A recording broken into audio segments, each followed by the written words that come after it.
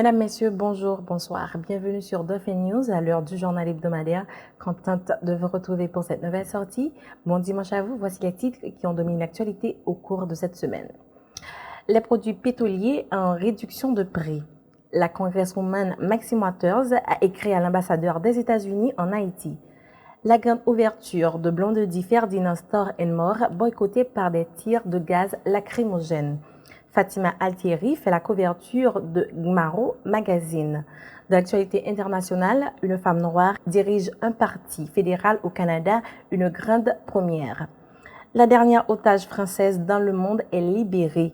2 femmes remportent le prix Nobel de chimie 2020. Le magazine Forbes a publié cette semaine une liste contenant le nom des 10 actrices les mieux payées en 2020. Installez-vous, je vous reviens après la pause.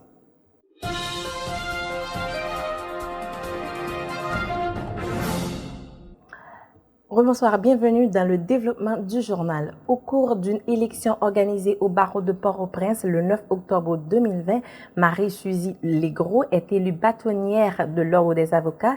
Elle succédera à Montferrier Dorval qui a été assassiné en août dernier devant sa résidence privée à Pellerin 5, soulignant que Marie-Suzy Legros occupait le poste de bâtonnière AI depuis le meurtre du professeur Dorval.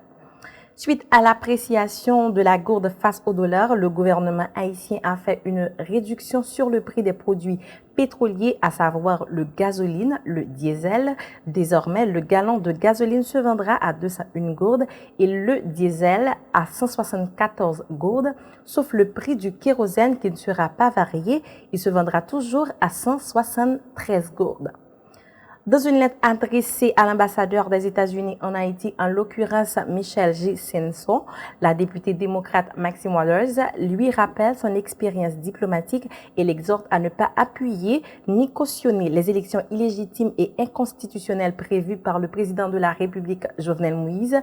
Par ailleurs, elle a également tenu à rappeler à l'ambassadeur que la Constitution haïtienne prévoit la façon de former un KEP et la création ainsi que l'installation de ce KEP actuel est une décision unilatérale du président de la République. Autre point de l'actualité locale, au rendez-vous 33 le 3 octobre 2020, la grande ouverture de Blondie Ferdinand Store & More a été boycottée par des tirs de gaz lacrymogène, une situation qui a contraint l'entrepreneur à annuler l'événement afin d'éviter trop de victimes. La chanteuse Fatima Altieri a publié quelques clichés le 6 octobre sur son compte d'Instagram. Sur l'une d'elles, on la voit en couverture du magazine Gmaro avec un regard perçant, vêtue d'une robe blanche, portant à son cou un collier à gros maillons multirang en or. Créé en 2018, Gmaro Magazine est un magazine créatif dont les publications expriment tout ce qui rapporte à la mode ou à son industrie. Dans l'international, le 3 octobre 2020, Anami Paul a été élue chef du Parti vert du Canada, avocate, experte en affaires internationales et entrepreneur de Toronto. Elle est la toute première femme noire à accéder à cette fonction avec 12 090 votes lors du scrutin qui a été organisé en ligne entre le 26 septembre et le 3 octobre 2020. Anami remplacera Elizabeth May qui a occupé ce poste pendant 13 ans. L'humanitaire française Sophie Pétronet, enlevée à Garo dans le nord du Mali par un groupe de djihadistes associés Al-Qaïda le 24 décembre 2016, a été libérée ce 6 octobre 2020. Elle était la dernière otage française dans le monde. Âgée aujourd'hui de 75 ans, Sophie Pétronet dirigeait l'association d'aide à Garo, une organisation d'aide à l'enfance dans le nord du Mali. La Cour d'appel de Bruxelles a récemment reconnu Delphine Borel comme étant le 4e enfant de l'ancien roi belge. De ce fait, l'artiste plasticienne de 52 ans aura le titre de princesse et portera également le patronyme de la famille royale de Saxe-Cobourg.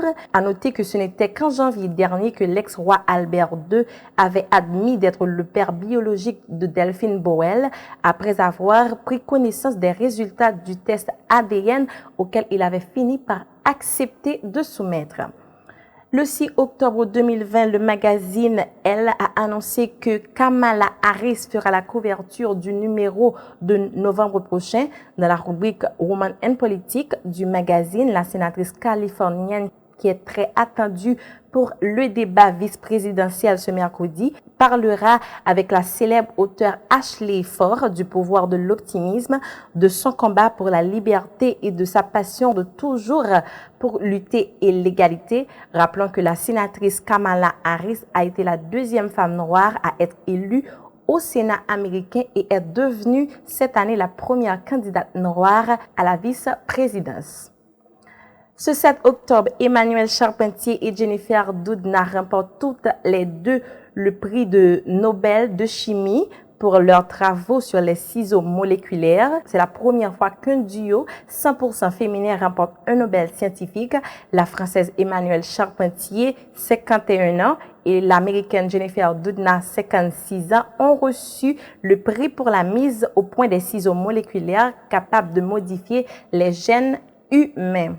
L'Académie suédoise a annoncé ce 8 octobre que le prix Nobel de littérature a été décerné à la poète Louise Gluck. Âgée de 77 ans, l'auteur a été récompensé pour sa voix poétique caractéristique qui, avec sa beauté austère, rend l'existence individuelle universelle. Le magazine Forbes a publié cette semaine une liste contenant le nom des 10 actrices les mieux payées de 2020. Parmi ces femmes, on retrouve en tête de liste la Colombienne Sofia Vergara avec un salaire de 43 millions de dollars.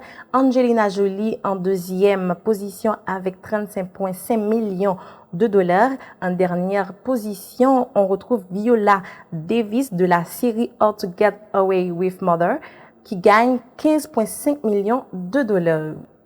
C'est la fin de ce journal. Merci de l'avoir suivi. Excellent dimanche à vous. Mais avant de vous laisser, je tiens à remercier Macha Collection de m'avoir habillée aujourd'hui. Merci à Nato Studio pour la coiffure. Et bien sûr, sans oublier Ketsia Studio pour mon visage. Vous pouvez voir, je suis toute jolie. Alors, ça a été un plaisir de vous servir. Je vous donne rendez-vous dimanche prochain. Bonne semaine à vous. Bye bye.